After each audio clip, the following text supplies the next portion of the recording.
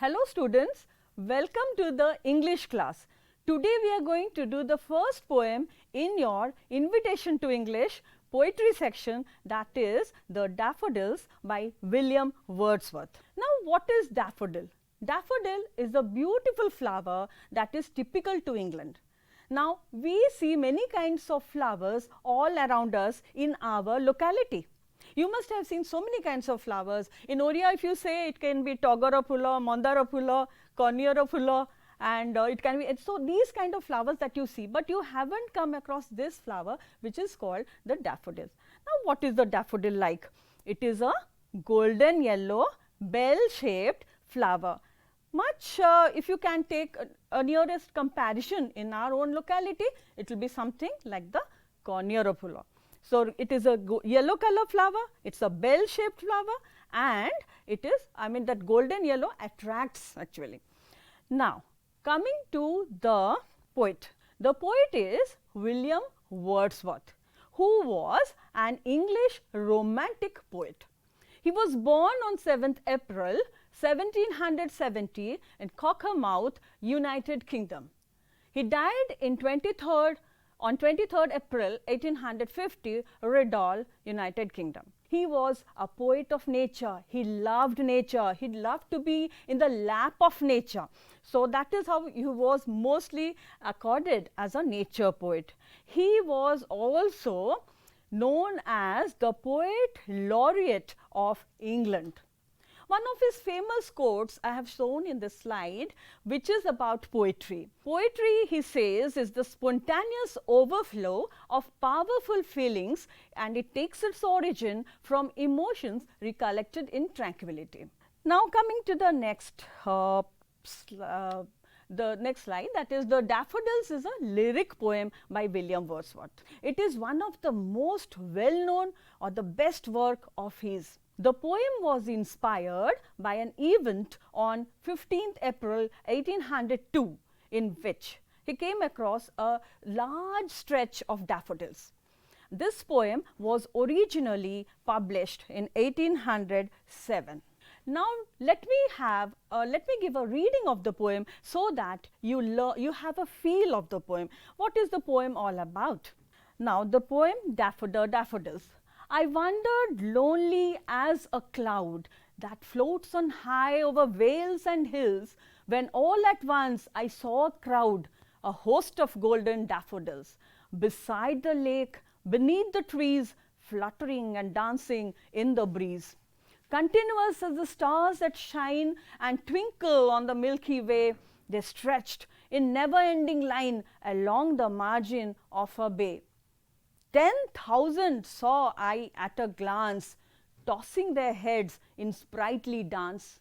The waves beside them danced, but they outdid the sparkling waves in glee. A poet could not but be gay in such a jocund company. I gazed and gazed, but little thought what wealth the show to me had brought. For oft, when on my couch I lie, in vacant or in pensive mood, they flash upon that inward eye, which is the bliss of solitude.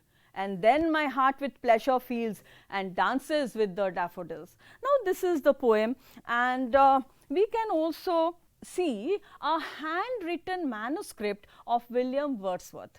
Now it is very interesting to note, see, 200 years before this poem had been written, and this is a very well preserved manuscript of his. It is written on his own handwriting, and students will be interesting to note this kind of thing. And this is also known as daffodils only, although we have it in our poem as The Daffodils. It was in 1802 that he wrote this manuscript. Now one more thing that is very important to note. William Wordsworth, as I told you, is a nature poet, and he was brought up in the lap of nature, and nature attracted him, all the elements of nature. Just see, where was it that he was inspired by this to write this poem. Now Ullswater is in the English Lake District, and this particular portrait that I am showing you is from Gobaro Park, which was drawn in painted in watercolor in 1819, and it was done by J.M.W. Turner. Now, let me explain you the poem stanza by stanza. Coming to the first stanza. I wandered lonely as a cloud that floats on high over vales and hills. Now, the very first line and the first word I, the first person singular number, that is I. The poet is talking about a personal experience, a subjective experience. He is talking about an experience that he had, a first hand experience. And he says, I wander lonely as a cloud. Why does the poet feel lonely? It is his mental condition. How was he feeling? He was feeling lonely. You may be in a crowd, but you know, in your mental state, you may feel lonely. So now, when he is feeling lonely, he compares himself to that of a cloud that is high up in over, which is over the vale. Vale means V-A-L-E is valley, valley and hills. So, high up over the valley and hills, what do you find? The cloud is floating. And how does it look? It appears to the poet as if it is lonely, as if there is no one else to give him company. So, when all at once I saw a crowd, then suddenly the poet was wandering aimlessly. He didn't have a particular aim to go to that place.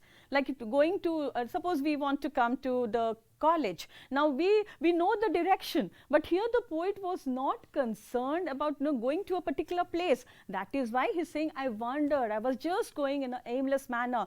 Like what? Like the cloud. Now, when I say, there is a typical thing that he is mentioning here, that we can talk about the figure of speech that has been used here, that is called a simile.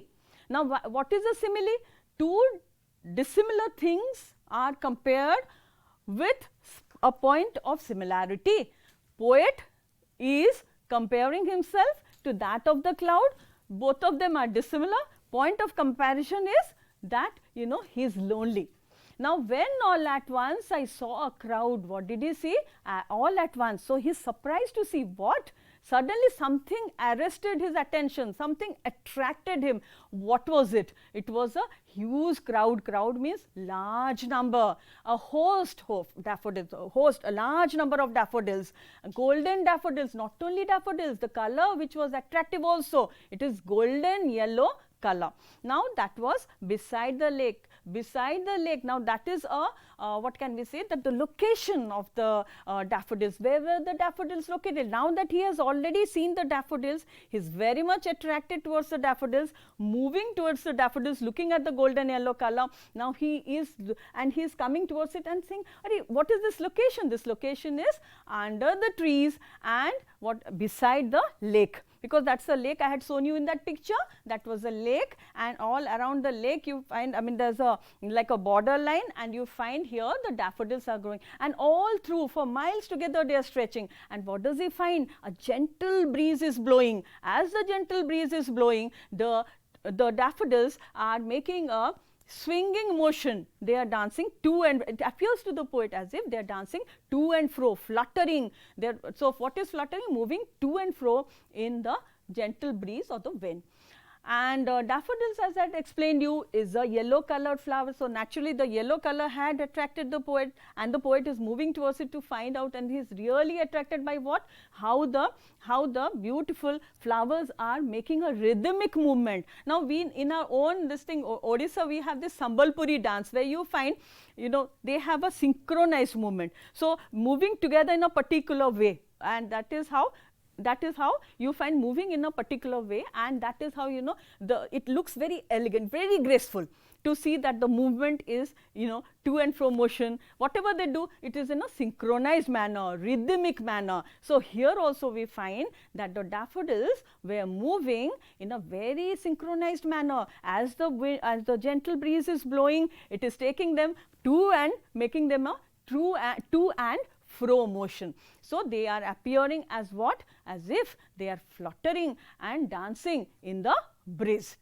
And about, as I said, about the simile part of it, the simile part of it is because the poet is comparing himself to that of the clouds. he's comparing that, you know, just like the crowds are lonely, it appears to the poet, I am also lonely, and and I was moving aimlessly, maybe the clouds are moving aimlessly. And then he says, you know, and that too because there are valleys, there are hills, and suddenly when he says, you know, at once I saw a crowd, there are a large number, host. Now what is a host? Host to something, you host a show.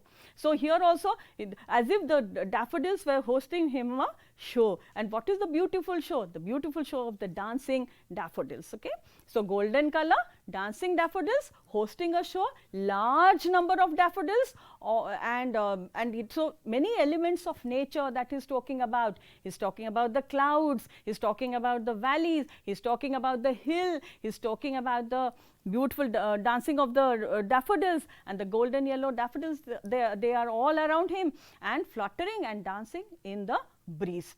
Now as the poet, you know, poet is totally, you know, although he stated his mental condition, what did he say?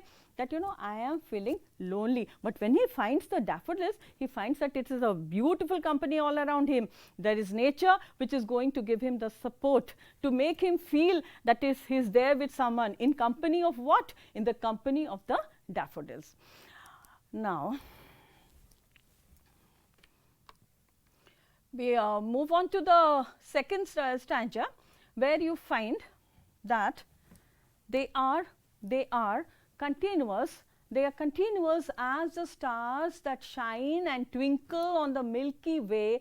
They stretched in never-ending line along the margin of a bay.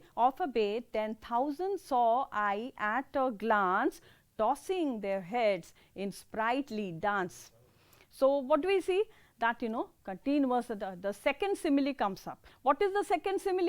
The second simile is about what? It is about the stars. Now stars on one hand, and the other hand we have the daffodils. So daffodils compared to the stars. Now what is the point of comparison here? The point of comparison is the continuity. Number one is continuity. Number two is the shining aspect of it, the lustre, the brilliance of the stars and the brilliance of the daffodil flowers, which are yellow in color, and they are twinkling on the Milky Way. So now what is the Milky Way? Milky Way is where you find a cluster of stars. This is the Milky Way, where you find stars are clustered together, all of them are all together, and you find that, you know, you cannot simply count them, you cannot know which star or how many stars. If you look at the night sky, you cannot make how many stars you have seen. So that is how he comes to say about the, about the stars in the Milky Way. And they stretched in never-ending line, the line that never seems to end. The daffodils never seem to end, because for miles together they were stretching. The miles together you find the daffodils, they stretched in a never-ending line along the margin of a bay. Now what is a bay? It's a bordering, you know, that bordering of the lake. So lake is there, daffodils are growing all through, and what do you find? That, you know, the daffodils are attracting. They reminded the poet of something. What did they remind the poet of? They reminded the poet of the numerous stars that you find in the Milky Way. So along the margin of the bay, and then he talks about a number. 10,000. When you say 10,000, it's a huge number. So 10,000 saw I at a glance.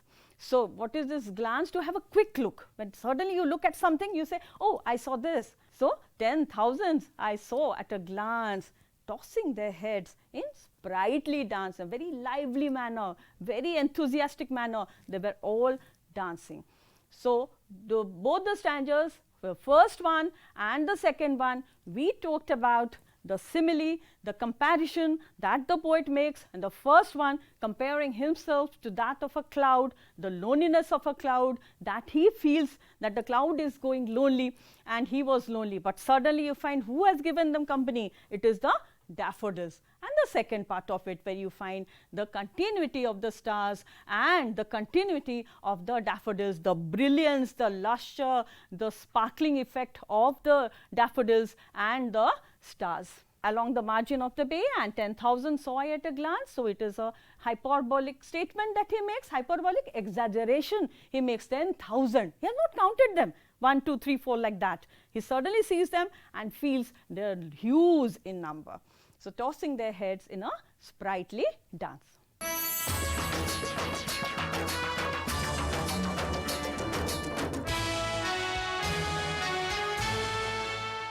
The second stanza, where you have continuous as the stars that shine and twinkle on the Milky Way, they stretched in never ending line along the margin of a bay. 10,000 saw I at a glance, tossing their heads in sprightly dance. Continuous as the stars, the simile between the simile that two dissimilar things. What are the two dissimilar things? We are having the stars on one hand, and on the other hand there is the daffodils. Now, two dissimilar things, but we have one point of similarity. What is the point of similarity? The point of similarity is their continuity, because the stars in the Milky Way, they stretch in an unending manner, as if for miles together they are stretching. The same thing has happened with that of the daffodils. They are also stretching for miles together, as the poet's eyes reaches out to see where they have ended, but the poet is unable to see it. He is so miles together, he can see those beautiful golden colored bell shaped flowers, and many of them together. So, and twinkle on the Milky Way, they stretched in never ending line. So, they are not going to end anywhere, they are not going to stop anywhere, there is no gap between, it goes on and on. Along the margin of a bay, so the border of the lake, they are bordering the lake, and the border of the lake, you can find that they are stretching for miles together. 10,000 saw I at a glance.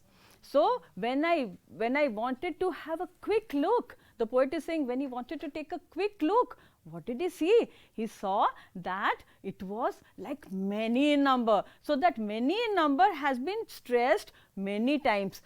He now tells 10,000. When he says 10,000, it is not an exact number. He is not giving you an exact number. He has not counted them 1, 2, 3 like that. So, what has he done? He just gives an exaggerated account of it. How many could he see at a glance? When suddenly you look up and see, you say, I saw so many. Okay. So, that is how he says 10,000. This particular figure of speech is called the hyperbole. Hyperbole gives you a exaggerated statement.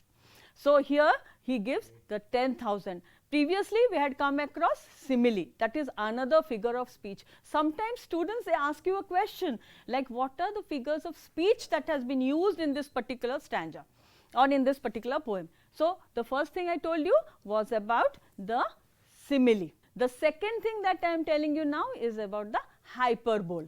So, along the margin of a bay, 10,000 saw I at a glance, tossing their heads in sprightly dance. So, how were the daffodils looking? They are looking very, very happy, very lively, as if it's not something which is not having life. It is something which is full of life, full of zest, and full of enthusiasm. So, it is a very, very lively dance that is being described by the poet. So, tossing their heads in a sprightly dance. Where did he see all these? He saw them along the border of the lake. Now, border of the lake is the place where, the poet has seen them all through. We had also discussed in the first stanza what was the location of the daffodils. The daffodils were there under the trees, beneath the trees, and all through stretching by the lake side. So, here also you see the same thing. So, he is talking about the tossing of the heads in sprightly dance. And earlier also we had seen about the similes. So, two similes we have already come across, where you find the dissimilar elements. In the first simile, you had seen the cloud and the poet. Now, two dissimilar things, and what is the point of similarity? Point of similarity is that the poet is feeling lonely. The poet was lonely. He was wandering aimlessly. He didn't know where he was exactly going. He was just, roaming about. And he thought the clouds that are high up in the sky and over the valleys, over the hills, and the clouds were also lonely. But later on, where he finds himself, amidst this pleasure, this nature's, bounty or nature's pleasure, what does he find? Elements of nature all around him, so beautiful, and giving him that kind of company where he is feeling very happy, because he could see what? He could see the golden yellow colored, well shaped daffodils, and the daffodils which were, so many, so huge in number, so large in number. That is why he had used the word crowd, and he has also used the word host. These two words were used to to show the impact that the daffodils had made on him. So the daffodils impact that was on him was that, many in number. That is why crowd and host. Host also, as I said, had another meaning, which hosted a show. Hosted a show where you find that, beautiful show that was presented as if Wordsworth has come as a guest, and something was presented to the poet on behalf of the daffodils. So that is how he had come to tell you about the large number of daffodils, and also we come to know about the figure of speech. The figure of speech are two in numbers that we came across here. One was the simile and the other was the hyperbole. And again he talks about the dancing, describing why was he so much attracted towards the daffodils. The reason was the lively dance, the sprightly dance of whose? Of the daffodils. And how the daffodil, you have to remember the color of the daffodils was always golden yellow in color, and it was a bell shaped flower, and there were many in number, and they attracted the poet as he was moving aimlessly around that place. And suddenly he was attracted by them, and how he was totally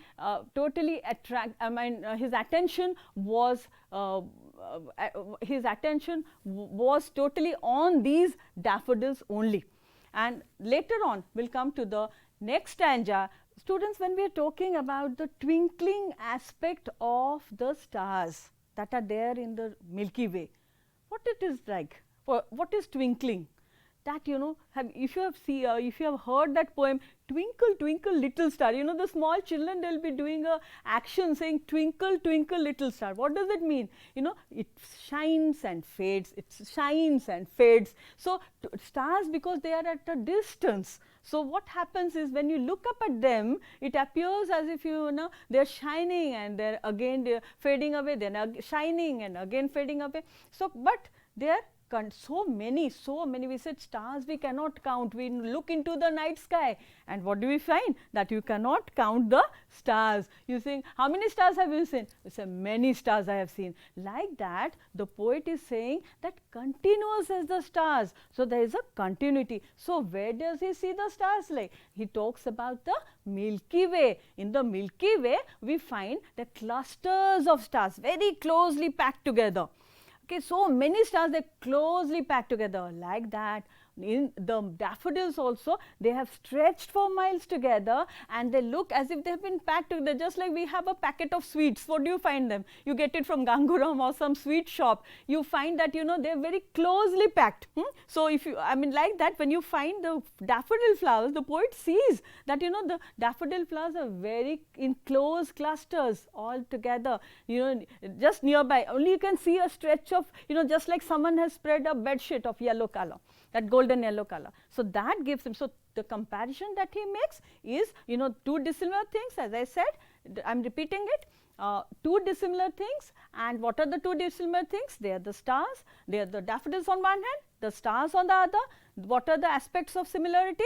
The aspect is number one, continuity, number two, that he is saying the shine, the lustre, and number three, never ending. It goes on and on. So, the margin of a bay, and he has seen these flowers around the margin of the bay, and the number that he has already spoken about, countless, which cannot be counted, which cannot be, I mean, you can only say how many you saw, many in number, numerous, countless. And then he is saying about what?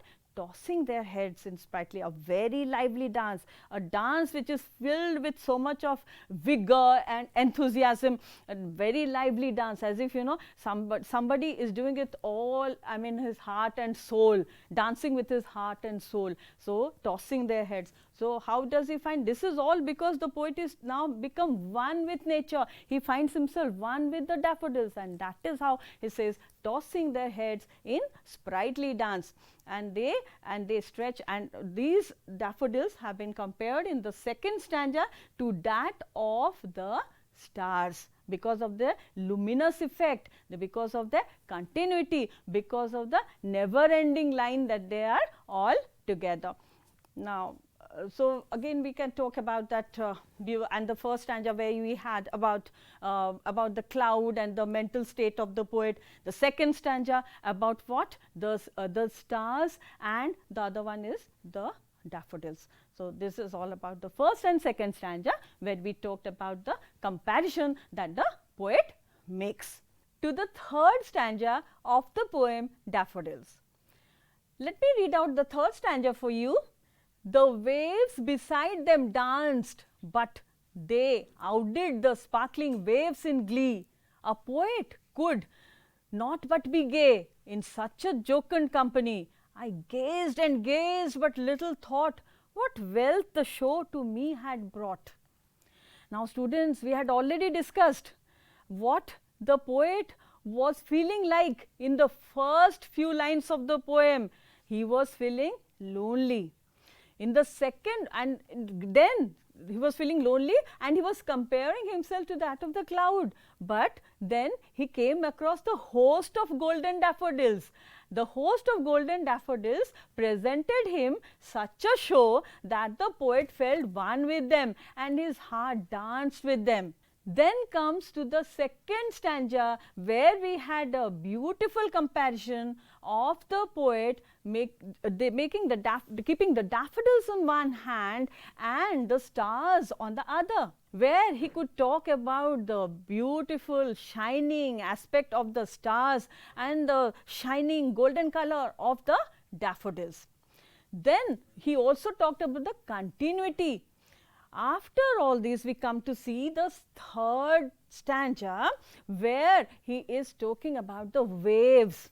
Now, as we talked about the gentle breeze blowing, which created a kind of to and fro motion among the daffodils, so that it came as a synchronized manner, in a very synchronized manner and a rhythmic manner, giving the impact of a dance. Here also we find the same breeze that it blows, you know, you find the little waves created, and these waves were what kind of waves? Sparkling waves. He uses the adjective sparkling here. Why? Because the sun rays are falling and the waves are shining very brightly. And they are not only, they're shining, and they're looking very, very extremely beautiful. So, we have two things now. What are the two things? Daffodils dance, the dancing of the daffodils, and the dancing of the waves. As if to the poet it appears there is a competition. Now, what kind of competition? A dancing competition. And a dancing competition that is taking place between whom? Between the daffodils on one hand and the waves on the other. Now, when there is a competition, obviously you will talk about what? You will talk about who is the winner, who comes first. So, now we find one more thing. What does the poet say? The poet says that, you know, but there is a line, but they outdid. Who out? They refers to whom? They refers to the daffodils. And here there is another word, the waves beside them. Now, them refers to whom? Them refers to the daffodils. So, the waves were dancing, the daffodils were dancing. Now, who is better? The daffodils. How do you know they are better? Because the poet has said outdid. So, when he says that outdid, that means surpassed. Who surpassed? Daffodils surpassed. Whom? The waves. So, outdid the sparkling waves in glee. Glee is happiness. Glee is joy. Now, they are doing it, they are doing the, see when we do hard work, sometimes you feel very unhappy also, you are not having a very nice face, but the daffodils are they have joined the competition, they are emerging the winners, and they are doing it joyfully, happily, in a very gay manner. Okay. So, now when the poet is saying a poet could not but be gay, the third line we are coming to in the third stanza, a poet could not but be gay in such a jocund company. So, when he says that in such a jocund company, what is a jocund company? A jocund company is a happy company, a company which makes you feel happy. You must have noticed when we are with good people around, with people who are making lot of jokes, fun, frolic and all that, how do you feel? You feel happy. Someone is very unhappy and something has happened, someone has beaten up or something, scolded, then you find the face that he makes will be very unhappy.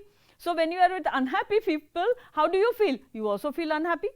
But when you are with happy people around, how will you feel? You will feel happy. So, a poet could not but be gay in such a jocund company. Now, who provided that jocund company? The jocund company was provided by the waves and also the dancing daffodils.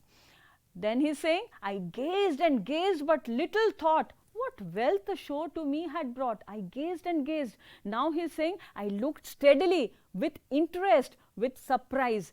Don't you feel that the poet was interested to see the dancing of the daffodils? Yes, he was. And wasn't he surprised to see such a beautiful, show there? Yes, he was surprised. So, what you find? He was gazing. When something attracts your attention, what do? You try to look a little further. What is this? So, when you look at it, so little thought, what wealth the show to me had brought. What kind of wealth? He considers the beauty of the daffodils, the dancing daffodils, the waves. This is a kind of source of happiness.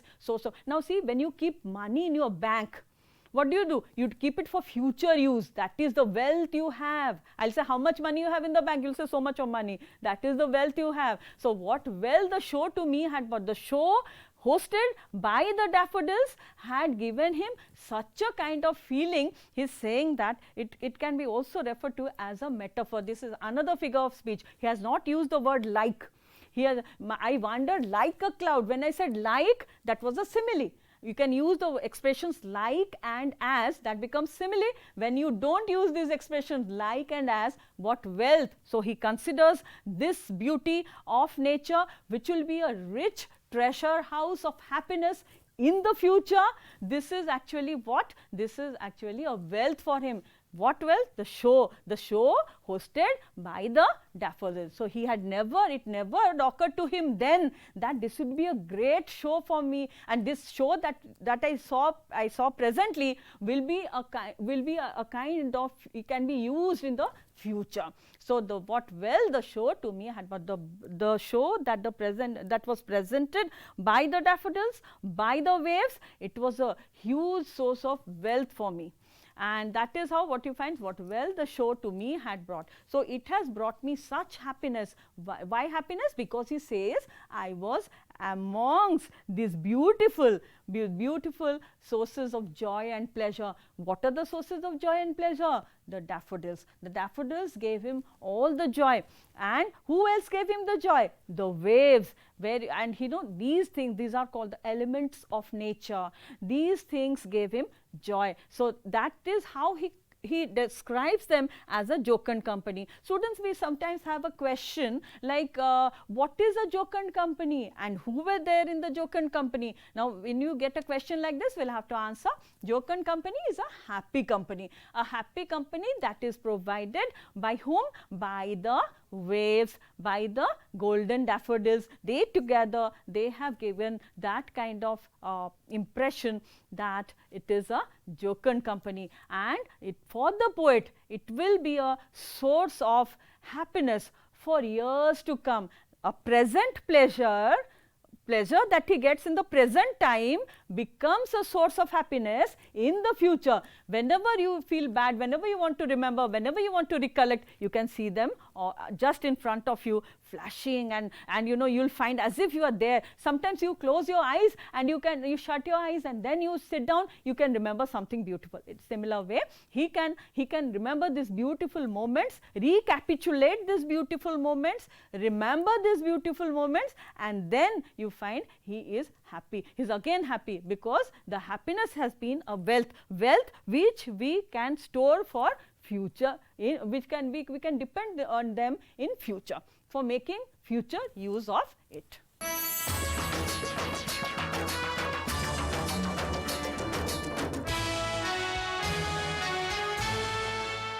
Well, we have already done the 3 stanzas of the poem. Now, we are moving on to the concluding stanza. And if you remember, the last thing that he said was that, you know, he never knew that this kind of show that the daffodils hosted for him would be a kind of future treasure house, where he'll find so much treasure house of what? Treasure house of happiness. He never knew that. But now he'll discuss how did he know that, you know, it was a rich treasure house of happiness in future. So, I'll read out the last stanza for you and explain it. For oft when on my couch I lie, in vacant or in pensive mood, they flash upon that inward eye, which is the bliss of solitude. And then my heart with pleasure feels and dances with the daffodils. Now, what is he describing about? For oft. Now, what is the meaning of the word oft? Oft is the word which we use in poetry, but in prose when we say, it will become often, O-F-T-E-N. When often, so very often, when on my couch I lie. What is a couch? When you relax, suppose you are feeling very tired, what will you do? You will go and relax in your sofa. It's a kind of sofa. So whenever he is lying on his couch, either in a relaxing mood, or maybe when you are very unhappy about something, you are disturbed about something, and you know, you are filled with anxiety, what will you do? You feel like, you know, lying somewhere, maybe in your cot or maybe somewhere in a sofa. Sofa is also giving you that cushioning effect, and you feel, you know, that you feel a bit comfortable. So whenever he is lying on his couch, that is his sofa, in what kind of mood? This question also comes very often in your exam. What are described, or what are the 2 kinds of moods described in the poem, or what are the 2 moods that are described by the poet? What is he describing? 2 moods, vacant or in pensive mood. Now, what is the pensive mood? Pensive is sad and thoughtful. Vacant, usually when we say, suppose this seat is vacant, suppose we talk about a seat, a chair is vacant, a room is vacant. When we say that means nobody is there, nobody is occupying it. Now, when he says vacant, maybe he thinks that, you know, there is no particular thought inside his mind. So many kinds of thoughts come to you. So, not that any particular thought is in your mind. So, the poet says that when he is on his couch, that time maybe there are 2 kinds of moods he is having. One mood can be when there is no particular thought, nothing particular he is thinking about, or maybe he is also in a sad or a thoughtful, very thoughtful. He is thinking of something. Many times you see your friends come and call you, you don't notice. Your mama comes and tells you, mother comes and says, come and have your lunch. You might not have noticed your mother coming inside the house. So, you are in a very thoughtful mood. So, that is how very thoughtful, and maybe it is a sad mood. Suppose you are not happy about something. Maybe the results have come out or something like that. Someone scolded you and you are not happy about it. So, you say, I am in a pensive mood, I am in a sad mood. Now, whenever he was in such a kind of mood, you find that they flash. Who flashes? They, the show that was hosted by the daffodils, or the dancing daffodils, the golden color flowers that were dancing around, you know, him and making him happy when he was physically present with the daffodils, they flash upon that inward eye. Where is that inward eye? Inward eye is that mental plane. On the mental plane they flash, in your memory it can flash, or it comes as a flash of lightning. Suddenly it comes and goes away. If you remember something very nice, suppose your brother is staying in the United States, and he had come for suppose a Rakhi or some celebration, and he had come. That's a very, very happy occasion that you had to celebrate. And whenever you are sad, you remember your brother. Your brother cannot come whenever he likes it. So we are separated by huge distance and all that. So whenever you close your eyes and remember, you can almost visualize your brother. It's almost like that. When he is unhappy, when he is in a very sad mood, he visualizes what? He visualizes the Dancing Daffodils, the show that was hosted by the Dancing Daffodils. Not only the Dancing Daffodils were there, we also found something else. There were also the waves which were dancing there. So they flash upon that inward eye, which is the bliss of solitude. So that gives, solitude here is not merely lonely. Solitude, you enjoy. Sometimes, you cannot enjoy in company. When you are dancing, you are together, you are going to a party, you enjoy company, but sometimes you want to listen to a music or something like that which you want to enjoy all alone. You remain silent and you enjoy it. So here the bliss, that is the great joy, bliss means great joy, the great joy that he is experiencing. Why is he experiencing that great joy? The great joy because he is now alone and he is experiencing this great joy. Now the great joy that fills him with tranquility, serenity, and feeling a calm and composed man. He feels very calm. See, when you are unhappy, when you are in a depressing mood, when you are in anxiety, how do you feel? You feel very much disturbed, isn't it? I mean, don't know what to do, what will make you feel good. But here, when you find that the poet is thinking of they flash upon the daffodil, they flash upon his inward eye, suddenly he feels very calm and composed and he feels very relaxed. And then my heart with pleasure feels and dances with the daffodil. So what does what he feels like now? He feels that he is having lot of pleasure, joy, happiness. He is ecstatic now. He is filled with ecstasy and he is feeling happy, the happiness all around him, and the unhappiness goes away and it gives a place to what? Happiness. Unhappiness goes away and gives place to happiness. He was lying in his couch on his sofa and he was not feeling happy. He was feeling in a very sorrowful mood, and the two moods that I told you can be vacant or pensive mood. And now how does he feel? He feels happy. The happiness is coming all to himself, and then he feels very calm, very composed, very happy. And when you feel happy, your spirits are uplifted.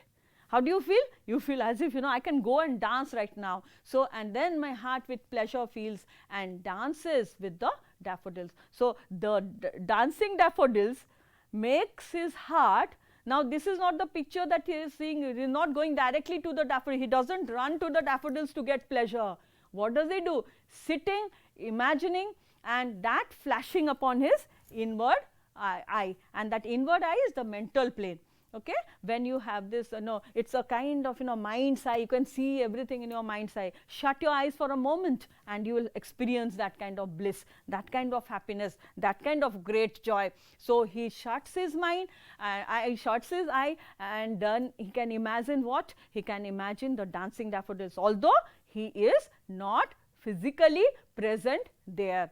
So this is something which is taking place in the future. Now, the first three stanzas that you were discussing, he was very much with whom? With the daffodils. So that was the present moment he was describing. And the last stanza, when he comes over, it is of something of the future. And when he talks of the future, there can be many moods that we experience. When we talk of future, we can say not always a person is happy. A person can be unhappy also. When you are unhappy, and something, you have a good friend, you remember that word I used, jocund company, from the poem, that was in the third stanza, where you find that, she said, when you are amidst good people, when amidst good company, you feel happy, your spirits are uplifted, you feel as if you are no longer in pain, in sorrow. You are in pain and sorrow when you were in a pensive mood. but you are experiencing what? The pain and sorrow have gone away, and they have given way to what? They have given way to pleasure, they have given way to happiness, they have given you to all good things, and that makes you very happy. You are in a blissful state and you are experiencing great joy. So the poet is happy, and he says, so I can count upon this happiness. So not only this is something like, you know, you have some account and you know, you can draw money.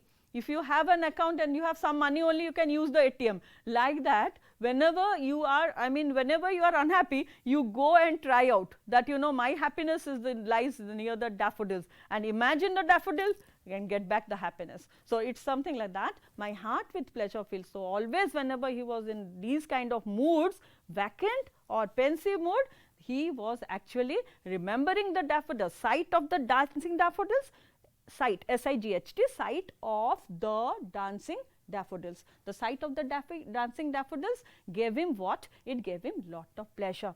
So all his pain goes away, and what does he gain actually? He gains pleasure, or he gets pleasure. So the dance, and finally what you find, this is, I mean, the fourth stanza, and we'll just make a recap of whatever we have learned in all these four stanzas. So the first stanza, when he was talking about,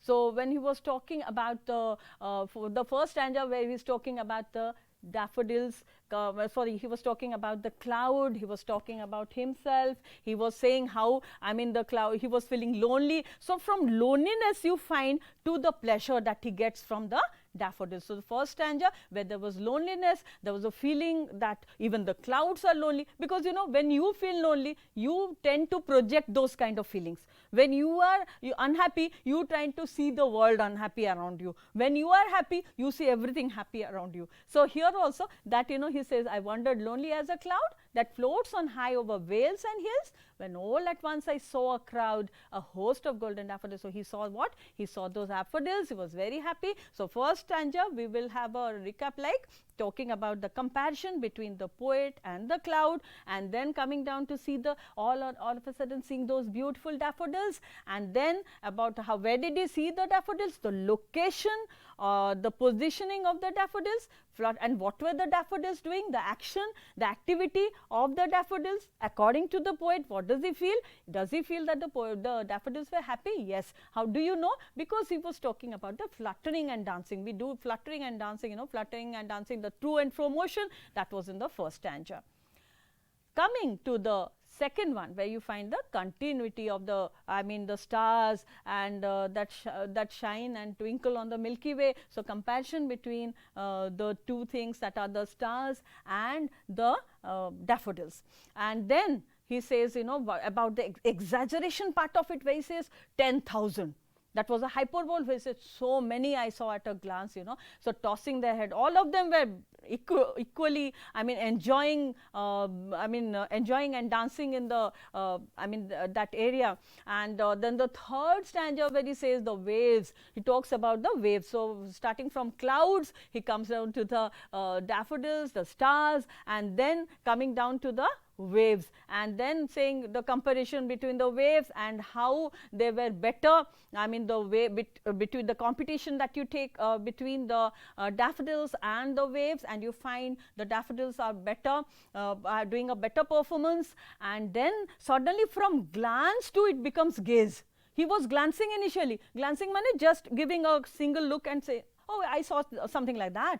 But now he is gazing, because that gave him happiness. He is saying, where did I get this happiness from? Let me see, where did I get this happiness from? So he started gazing, and then he saw the wealth, what kind of wealth it had brought. And then the final stanza, where he is saying, not only this was happiness for the present moment, it is happiness forever, happiness for the future. And then he is saying, they flash upon that inward eye. So where do they, how do they get happiness in future? Whenever you try to recollect these happy memories, whenever you try to reminisce these happy memories, what can you see? You can see the dancing daffodils. So my heart with pleasure feels and dances with the daffodils. Now students, we can have a few questions here also, which you can discuss, like, you know, because we get a stanza in the examination, we get a stanza and then we have questions basing on that stanza. For example, where did the poet find the daffodils? Where did the poet find the daffodils? Well, we will have to answer from the first stanza. The poet saw the daffodils beneath the trees and beside the lake. So, that is how what you find. So, this is how you find, you know, the question, the answer will go. And how did he feel? He felt like a wandering cloud, the first stanza. So, what were the daffodils doing? They appeared to the poet as if they were dancing, fluttering and dancing in the breeze. You can have a question on, as I said, about the figures of speech that has been used. For example, in the second stanza, 10,000 is a hyperbole. First stanza and second stanza, use of simile. We have this wealth, where he talks in the third stanza, that is a metaphor. Then we can say what are the two moods of the poet. We can talk about the last stanza, two moods, vacant or pensive. How did he feel? I mean, when did he feel that kind of, when he was lying on his couch, and what kind of experience did he have in that? He had a beautiful experience, saying that, you know, my heart with pleasure feels that, you know, he no more feels the pain. All he feels is the happiness all around him. So, these kind of questions can come because we have objective questions, short answer type questions, and you can answer in this manner, and see to it that the spellings and other things that you see in your in your book, and find out what exactly they mean. What are the different, like whatever the question demands, we have to answer accordingly. If a question demands about the mood of the poet, straight away hit at the question and write down the answer that it is about the vacant or pensive mood. If it talks about, suppose what is the bliss of solitude, or why, because he has a tranquil feeling, he has a feeling that, you know, he is filled with so many happy kind of feelings, and you know, that is which is the bliss of solitude, he says. So, you can explain that way also. And wherever you say how do you know the expression of happiness that is there shown by the world of nature? Suppose the daffodils, how do you find the expression of happiness? Tossing their heads, number one. Number two, you find they were the sparkling waves, because the happiness is reflected in the sparkling of the waves, or they were dancing, fluttering. All these words would actually give you the impression that all around him, the world around him, the world of nature is happy, and in the lap of nature we find happiness everywhere. So, this is how we come to the end of the poem. That was by William Wordsworth, who was a romantic poet and was a nature poet, and he found lot of solace, comfort in the lap of nature, in the world of nature. So, this is how the poem Daffodils ends up. Thank you.